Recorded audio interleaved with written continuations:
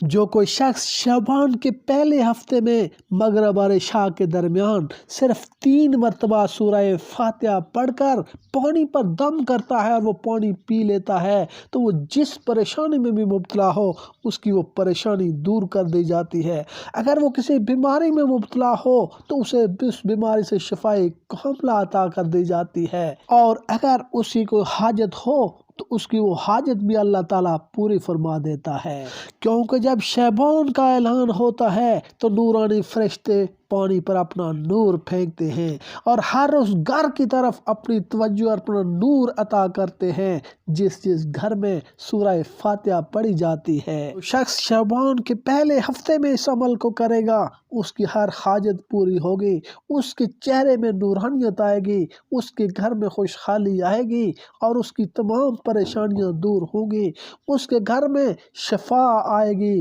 ہر قسم کی بیماریوں سے شفا پائے گا، خوشحالی پائے گا اور اس کی ہر حاجت پوری کر دی جائے گی۔